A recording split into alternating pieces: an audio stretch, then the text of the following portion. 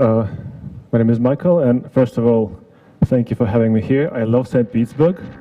I actually tried to move to St. Petersburg 3 years ago, but it happened so that the day I bought tickets to St. Petersburg, I met a girl who is now my wife. So I had to stay in Moscow, and now we're both dreaming of moving to St. Petersburg someday. Okay. My talk is about the life of a Python developer in the serverless world. There's an old joke that says, how many developers does it take to screw in a light bulb? Who knows the answer?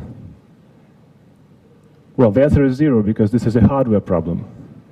The joke is quite old, but we as developers, we still invent new ways of fixing light bulbs. We set up our servers, we publish ports, we tune our databases, and do all this boring stuff.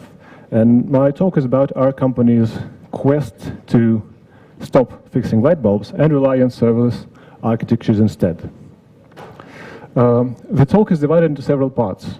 We'll talk about what serverless is, or there's also a word Faas, function as a service. Someone says serverless. Serverless it's a marketing term, and Faas, function as a service, is a technical term. We'll talk about our product and what drove our decision to try to go serverless. We'll talk about how to deploy serverless apps using a vanilla way without any frameworks, talk about some frameworks that help us along the way, a look at challenges that we faced and how we overcame them, and we'll talk about the costs of serverless solution, because one of the promises of serverless is it's supposed to save us money because we're not renting any service. Okay, what is serverless? Who heard about serverless? At least heard. Almost everybody does. Who tried deploying serverless apps? Someone has. Okay, who runs serverless in production? Okay, 2 hipsters here, and I'm one of them. All right. Well, serverless is usually described in these terms. It lets you upload your code without any service. It provides you a cloud vendor gives you the runtime that executes your code, and all you have to do is just supply this code. It will be executed for you. This means that you pay for the processing time of your code, because you don't have to provision a service, you don't have to rent them, and because all you do is write functions, you can't keep any state in your functions. You have to talk to third-party backends to store the state. This all this thing lets you to focus on your application and forget about the infrastructure. The infrastructure is managed for you. The simplest explanation of services, serverless is like this. I wish someone showed me this picture when I first tried to understand what this is. It's just like you have some code in your editor, in your IDE, and by some magic, it goes, and suddenly it's run in the cloud, and you can access it with HTTP with basically the same signature, and that's it. A bit more complicated explanation is that your code is the glue around the infrastructure, because the infrastructure is provided for you. You use different event buses, cloud databases, cloud hosting services, and all you do is connect these existing services with some application logic. And your app is this logic. It's not the infrastructure, because it's already there. Okay, what can we build with this logic?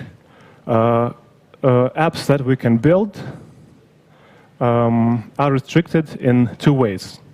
First is that your apps must run in limited time, because cloud vendors put a hard cap on your function execution time. For Amazon, it's about 15 minutes now. And the second restriction is that, well, you can't keep state. You have to store state somewhere else. This means that we can do mobile backends, we can do single-page applications, front-end and back-end. We can do APIs and various kinds of microservices that encapsulate this logic. We can do ETL pipelines, which is actually one of the most popular, probably, use case for serverless apps. We can do webhooks. We can do chatbots.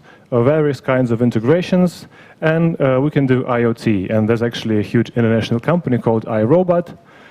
They create some household robots, vacuum cleaners and stuff, and all their robots are hooked up to an Amazon IoT bus, and the infrastructure is almost completely serverless. What can't we do with serverless? We can't do long tasks, because as I said, we have our functions must end in limited time. This means we can't create any parsers that parse huge websites that would take, I don't know, an hour. We can't deploy application with complicated dependencies because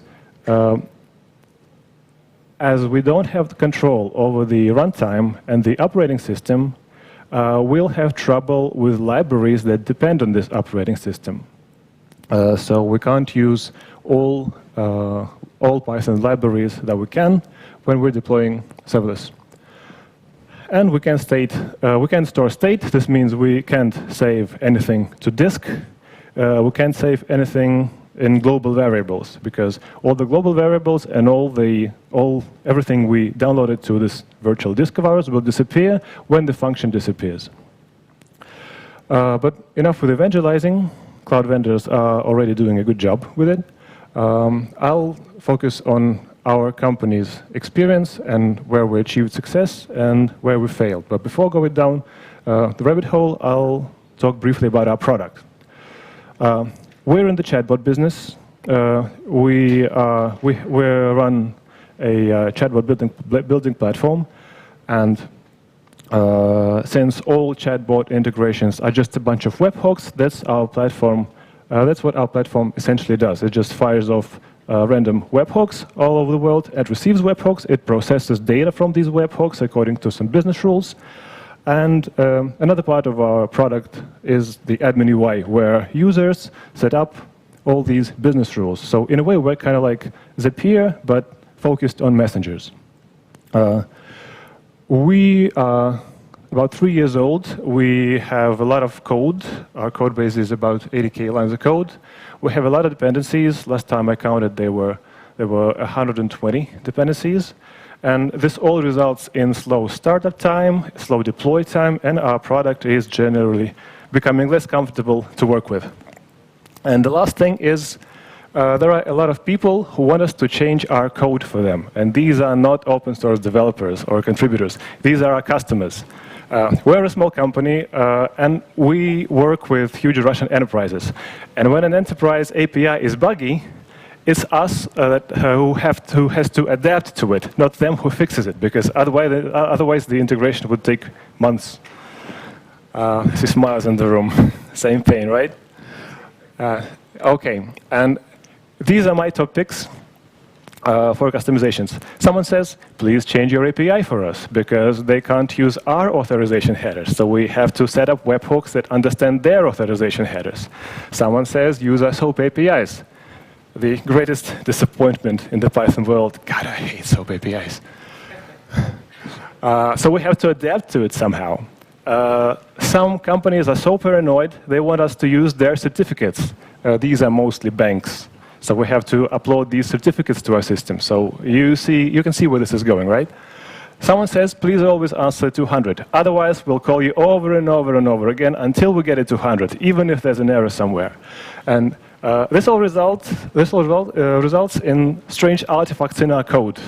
For example, this is a part of a webhook that always answers 200 for a particular customer.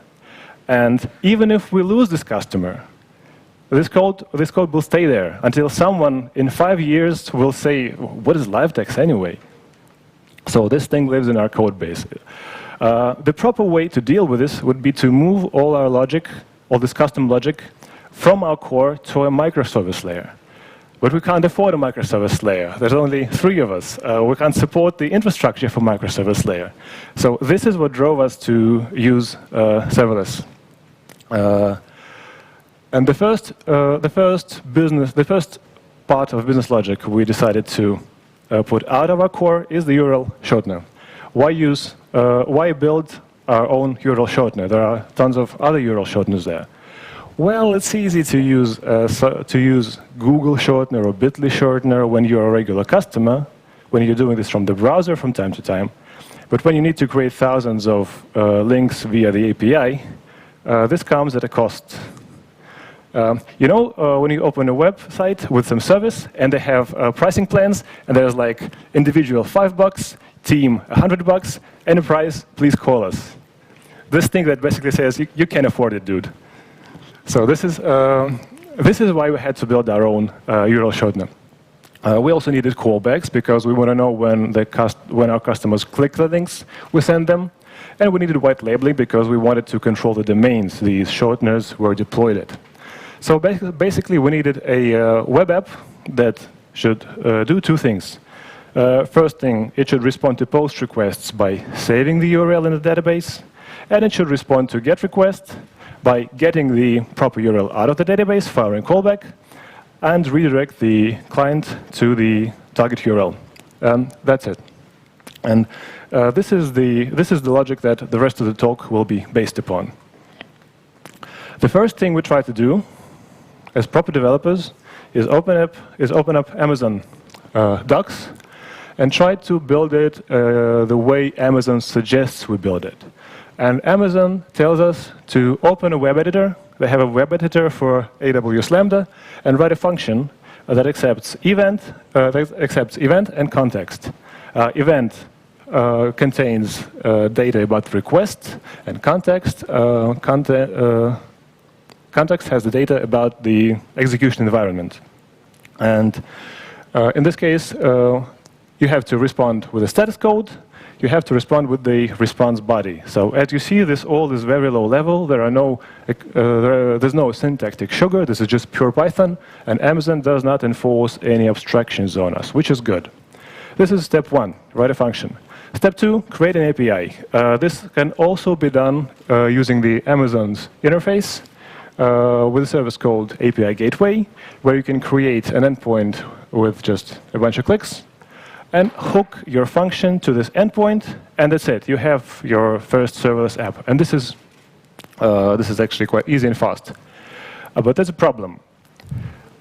This is OK for a Hello World app.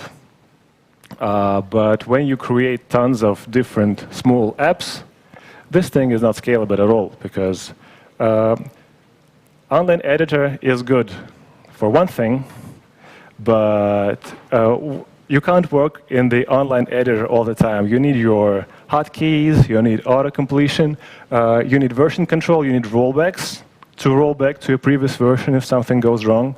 And since you don't have the operating system, you can't use virtualenv.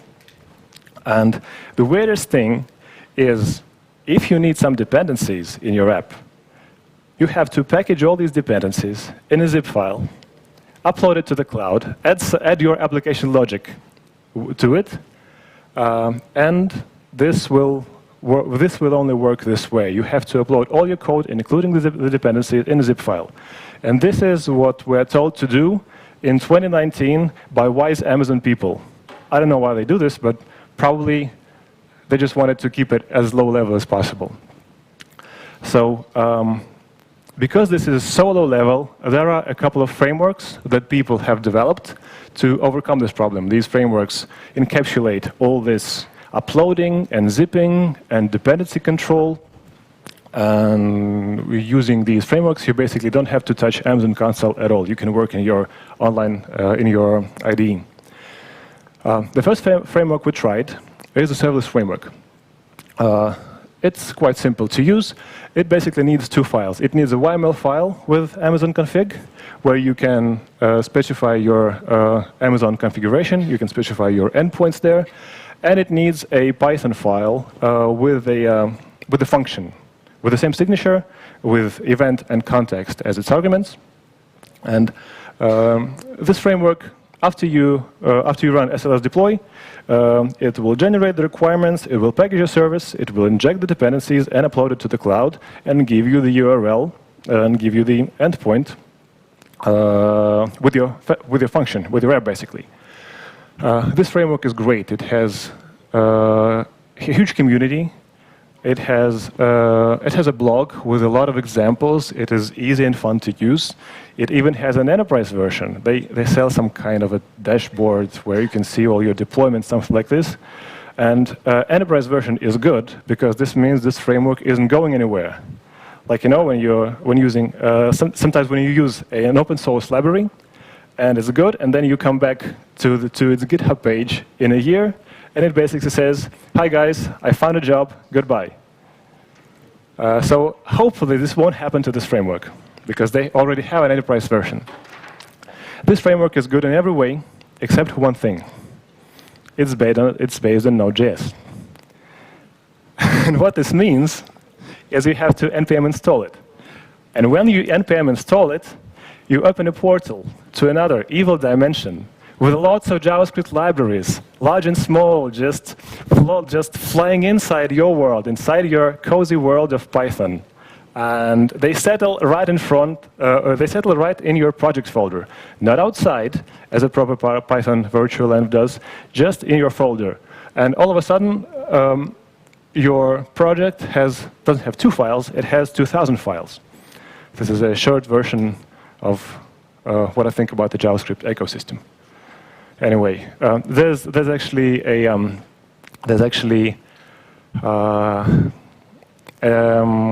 another joke about the light bulb and the JavaScript developers. How many JavaScript developers does it take to screw in a light bulb?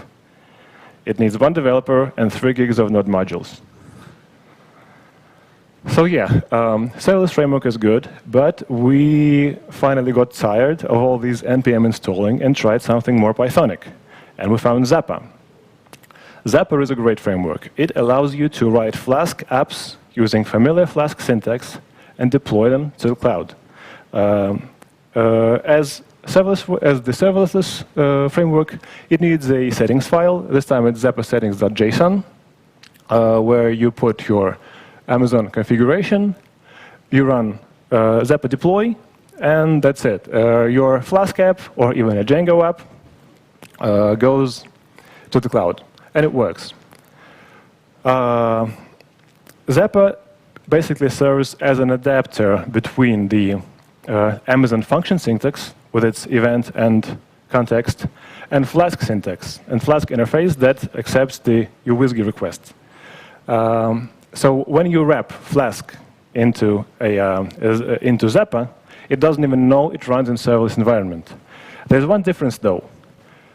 With regular Flask deployments, all requests are served by the same Flask server.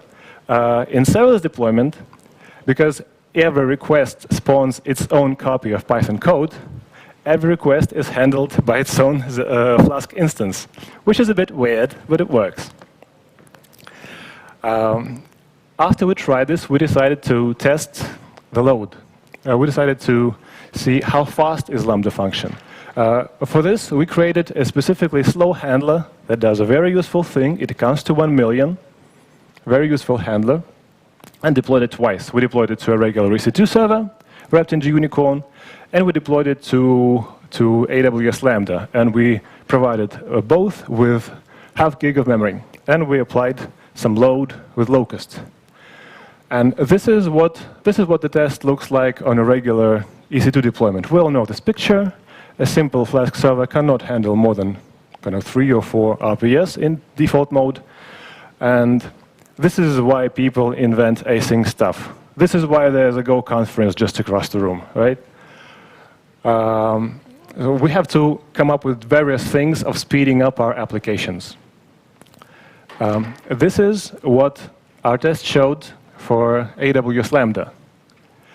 It takes more time to, Amazon more time to count to 1 million. It takes a second compared to 300 milliseconds with a regular deployment. But it doesn't care how many requests it receives. It just swallows everything. After 250 RPS, we just got bored. Our load testing server just couldn't supply more load. We put another load testing server in parallel to it, and it showed 252. They were both working, and they just couldn't supply more load. And Amazon can swallow everything. An interesting thing on this chart is this peak latency over here. As you can see, when as the load is growing, the peak latency on AWS Lambda is quite high. This is because when Lambda sees more traffic, it spins up new instances of Lambda functions to adapt to this load. And this spinning up of the instances, it takes time. And this is called a cold start. And after the load stabilizes, Lambda figures out it doesn't need any more new instances. And all the instances that are working, they're working in a hot start mode. And the peak latency drops. So to recap, Lambda is extremely scalable. It can swallow all the traffic you throw at it without any extra effort on your part. It is greedier than regular deployments. And it has to adapt to load because it has this concept of the cold start. At this point, we thought that we found the holy grail of deployment, that we can deploy everything using serverless. But of course, it was just the first date effect, if I can say so. It's easy to fall in love on the first date. It's interesting thing comes when you start living together, right? So we started facing challenges. The next part about challenges that we faced. The first problem we had when we tried to connect our Lambda function to a database. We tried to hook it up to a Postgres instance. We installed PG2. We did a Zappa deploy, and our app crashed. We looked at the logs, and we saw that there was no PG over there. Why is that so? This is our problem, the binaries problem, problem number one. Because there's no pip install in Lambda, we have to upload all dependencies from localhost, and localhost runs a different operating system. My PG2 was compiled for macOS. And Amazon has another runtime. It has Linux AMI. And PG that is compiled for macOS doesn't work on Linux AMI. So we had to create some workarounds. And there is a workaround.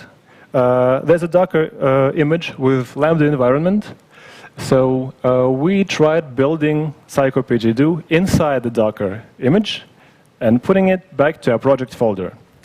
And it worked. Suddenly it worked. But it stopped working locally because we now had a local copy of PG compiled for Amazon Linux, which didn't work on my macOS. And here comes the sad truth. You can deploy Flask apps with Zappa all you want until you need a binary package, until you need Postgres, until you need NumPy or Pillow or any other stuff that you can use. Zappa just can't handle binary packages. It used to handle it, but the support for this got dropped somehow. I don't know why, I don't know when, but it doesn't work now. We could create hacks. We could create shell scripts that do this Docker stuff, upload the dependencies, and then remove all the packages it built. Or we could just turn back to Serverless Framework and look at how it deals with this problem. And actually, it does deal with it. It has this parameter called Dockerized pip, which does everything for us. When you put this parameter in your config file, it does basically the same thing. It builds your dependencies inside a Docker container, and you don't have to write any shell scripts at all. Okay, so after we successfully connected our app to Postgres, we tried to test its throughput with Postgres. As all proper engineers do, we test all the steps. No, we actually don't. Okay, we created a SQL alchemy model with two. This is still our URL shortener example. We created a SQL alchemy model. We created a handler for this model, which basically did a very simple thing. It extracted the URL from the payload, from the post request. It added the model to a database and committed it. And this all resulted in a simple SQL request, just simple SQL insert. We applied some load with a Locust, our favorite load testing tool again, and we saw this strange picture. Until 250 RPS, everything was fine, and the latency was about 100 milliseconds. But after that, requests started failing, and the latency suddenly peaked. We looked at the logs and saw this. We saw this operational error. Why do you think this happened? No one doesn't think anything. Yes, exactly, Postgres connections. Postgres connections are limited, and Lambda functions doesn't have the concept of connection pooling because all these copies of functions, they are independent of each other. This is the core principle of Lambda. This means that we have the same number of connections that we have invocations. Every invocation spawns the connections, and we exhaust our connection limit pretty quickly. There is a way out of this as well, which is a PGBouncer. There is a tutorial about a PGBouncer for Zappa. Who knows what PGBouncer is? Okay, for those who don't know, this is kind of a proxy for Postgres, kind of an Nginx for Postgres that does the connection pooling. But there's an irony to this. It means that you have to run a server to run serverless apps. Basically, you need two servers to run a serverless app. One is a Postgres server, and another is a PGBouncer server. So what's the point of serverless anyway now? And after this realization, we decided that it was time to embrace Amazon's architecture and what they suggest we do. And they suggest we use Dynamo DB. This is a NoSQL database that you don't have to rent. It is a proprietary Amazon database, and you pay only for the times you hit, only for the number of times you hit the database. Or you can use other Amazon tools. You can embrace the whole Amazon infrastructure. You can use SQS for queues. This is their message broker, simple queue service. You can use S3 for static hosting. It's also serverless. You don't have to rent any instances for this. You can do a bunch of other cool stuff. You can even deploy a CDN in a couple of clicks using CloudFront, also Amazon service, and so on. They have a service for everything. Like, remember how Steve Jobs said there's an app for that? Like, for every problem, there's an app on the App Store. For every development problem, there's a service on AWS. And they keep growing their services. There are probably a couple of hundreds of them, or 1,000 of them, I don't know. And this is the architecture we came up with. We have 3 lambdas. One responds to post requests, another responds to get requests, and the third one receives messages from the queue and fires callbacks. And this is pure serverless architecture. You can actually try this now. This is a live link. This is one of our instances. Just be sure to enter PiterPy, otherwise you won't get authorized. And it only has 2 fields, but it has so much research under it. It's sad. Okay, after we deploy this app, here comes the fun stuff.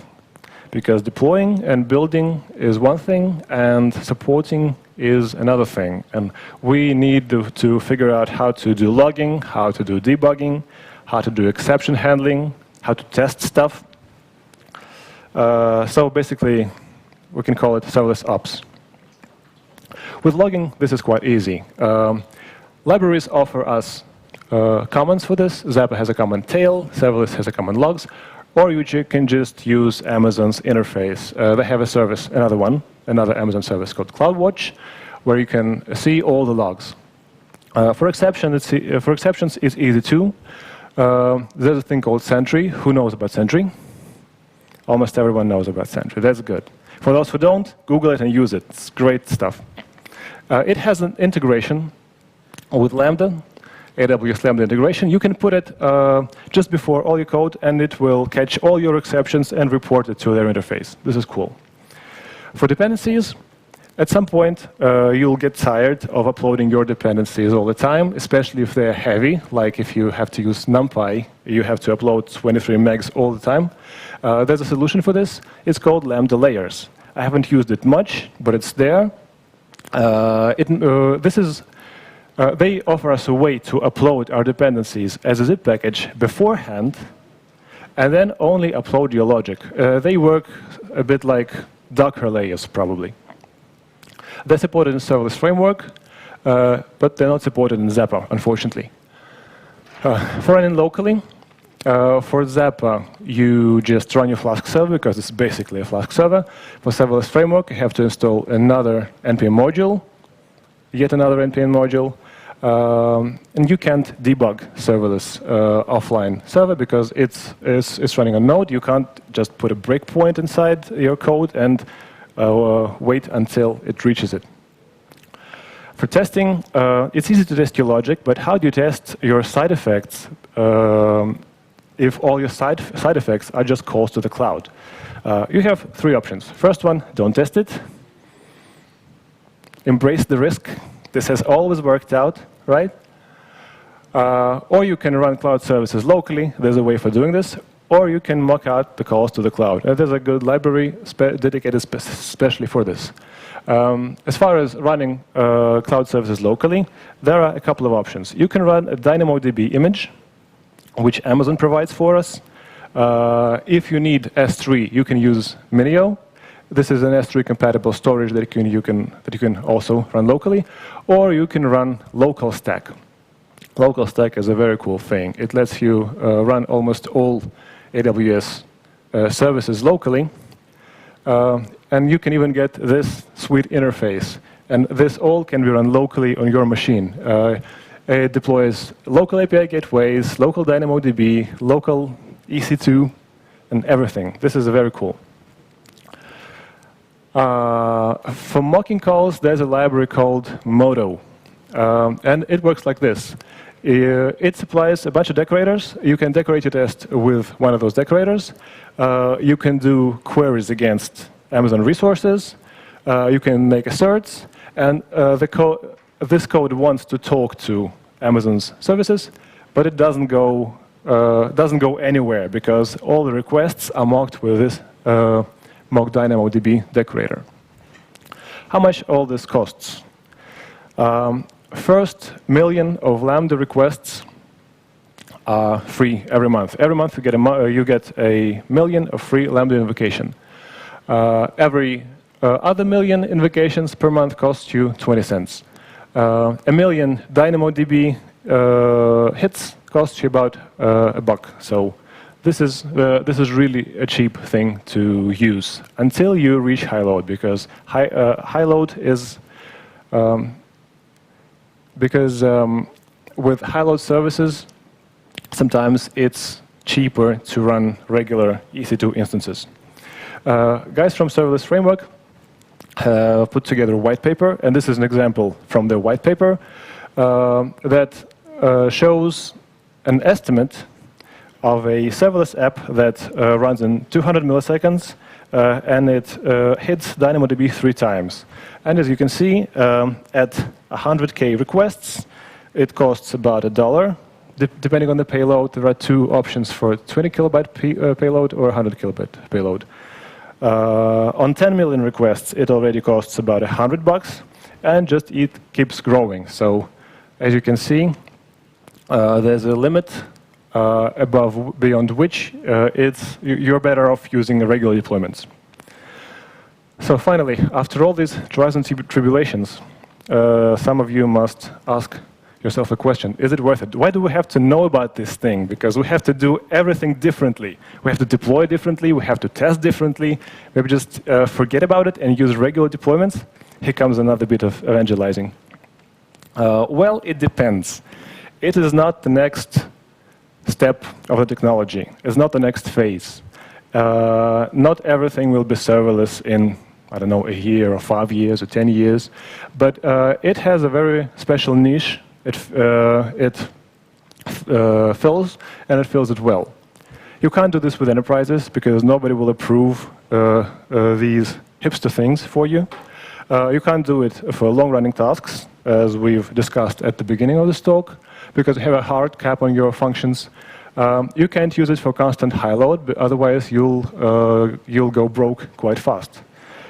If you have a software as a service product, as we do, Serverless is great. You can build your product using serverless. You can write extensions to your product using serverless. It works very good. If you do data engineering, you can use it.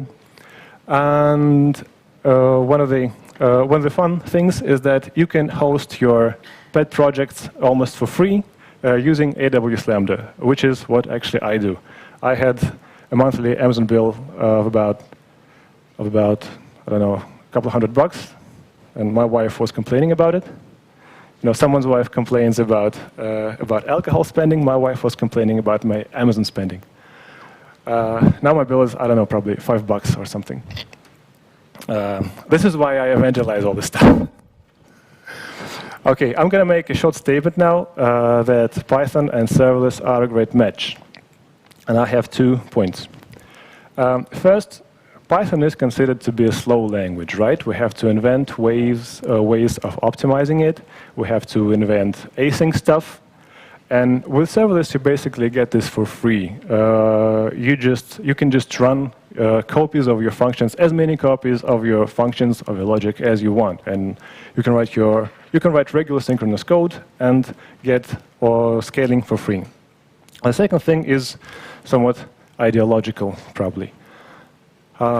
We love our code, right? We love our code so much, we even have the Zen of Python, which tells us that simple is better than complex, and beautiful is better than ugly. How many of you have had this moment when you open up a code and you think, wow, this beautiful code. I wish I wrote it, right? So yeah, we love our code, and we love Zen of Python, and who thinks this is beautiful? How beautiful commas here are, how beautiful and concise the syntax is. And my favorite part about nginx config is how it's scattered all over the nginx directory. Sites enabled, sites disabled, conf.d and everything. Or maybe someone loves this file. This is a Postgres configuration file. How good the columns are, the white spaces, the everything, right? Beautiful, isn't it? It's not. So yes, the evangelizing. Serverless is good because it allows you to concentrate on the code that you love, and it allows you to avoid all the config files. Well, you have to memorize serverless configuration, but after you do this, you basically write code that you love. Thank you. That's it. I hope you had fun. I can answer some questions now. Thank you, Mikhail. Now we're moving into the question section. Any questions?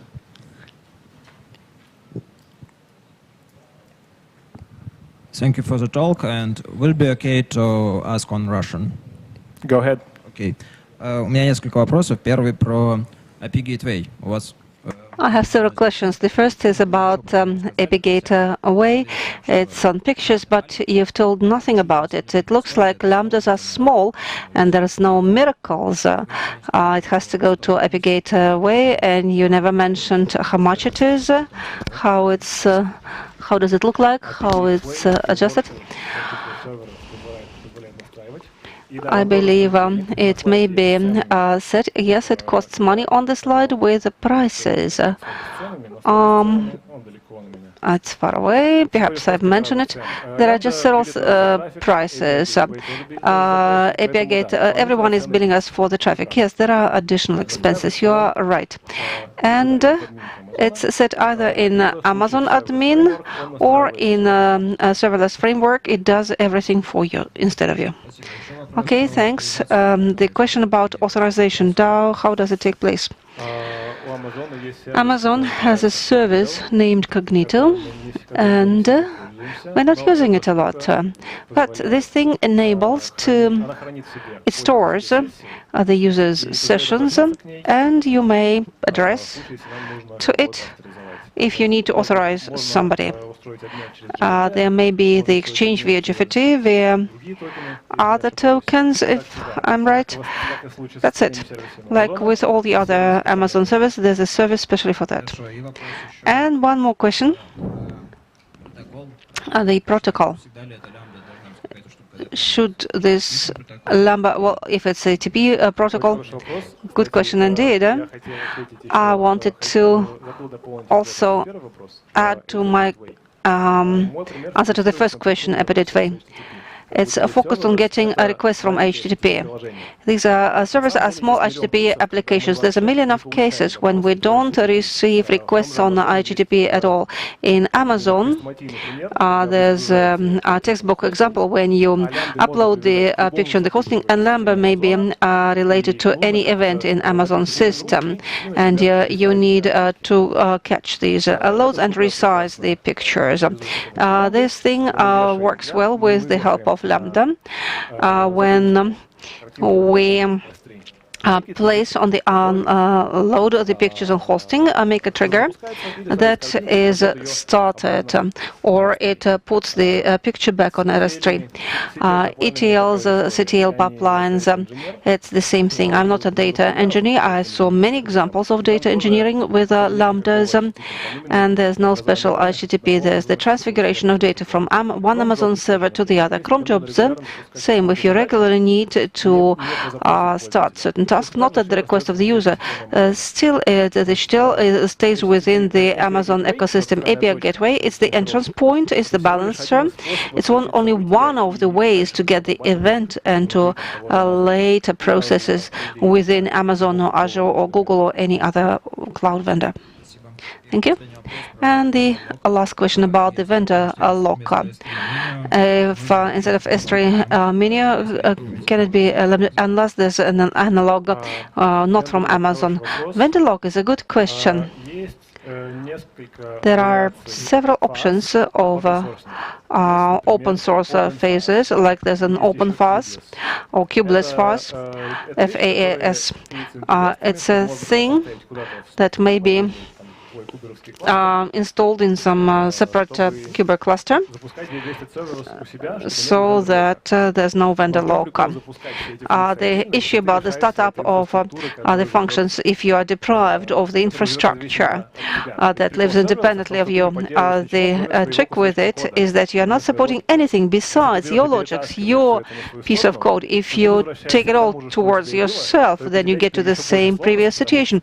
Just you have more complications. You have to do a lot of things, functions distribution, planning, you have to support all that. So there are options, but vendor lock is rather good than bad, to my taste. In the beginning, I had a picture with a vendor that looks like a whale. I really like this association. If vendors are huge whales that are floating somewhere in the ocean, and it's difficult to deviate them, and there are services within them, like their body organs, and we are like a little fish that is following the whale and is actually transported by him. We can change our route. So far, we are floating, and we are hoping that the whale will not be eaten up. The mic isn't being used, so the interpretation is impossible. Sorry.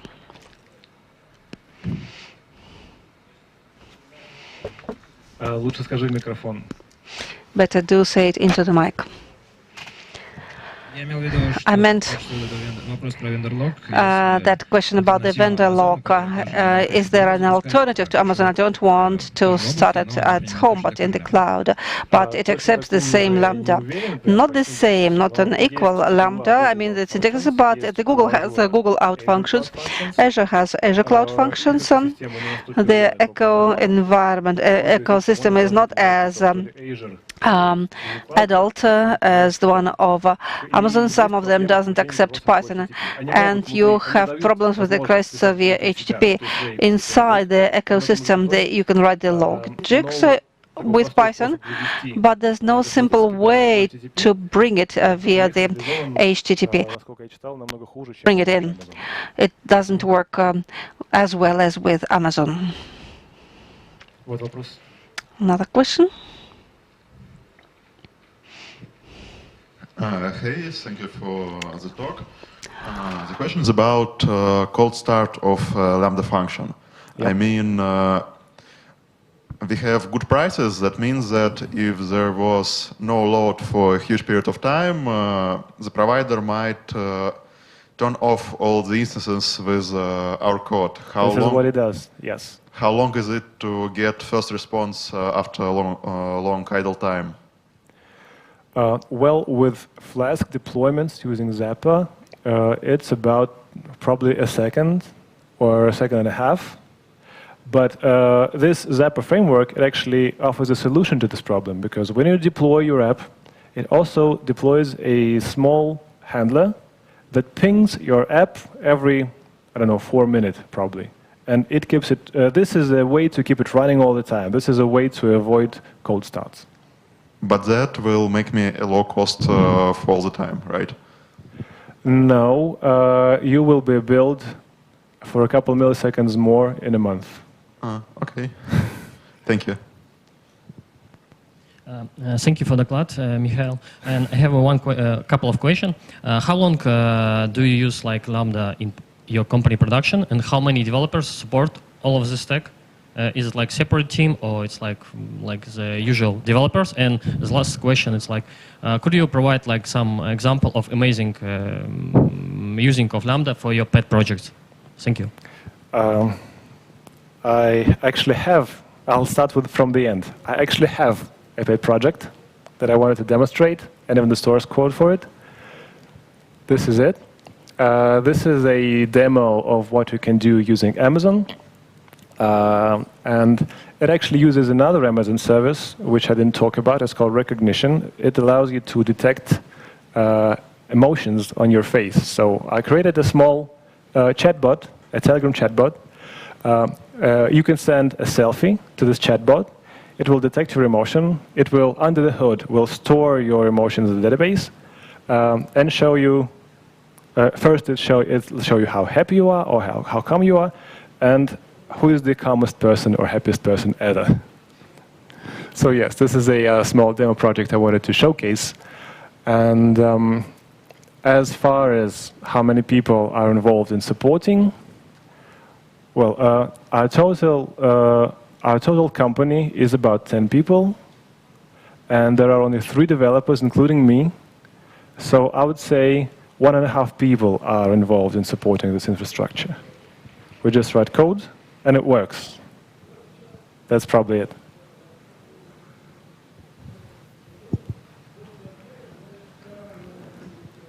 Rather than use Zappa to package and load up everything, have you looked at import hooks and do remote loading of any dependencies, like the, say, cycle PG? And if so, what's the effect on latency and throughput? No, unfortunately, I didn't use import hooks. Well, we're using, for apps that involve binary packages, we just switched to serverless, and it just does everything for us. Fair enough. No one else? Okay, now we shall move to the swag. So here I have a thermal mug from our sponsor Wargaming and a power bank from another sponsor Kiwi, and you shall do the orders and choose 2 questions which you like the most and give the gifts. The first prize goes to the gentleman in the hat for letting me showcase my small pet project. Thank you. And the second one goes to the gentleman in the blue shirt. Thank you for your long and elaborate questions. Thank you, Mikhail, for the great talk.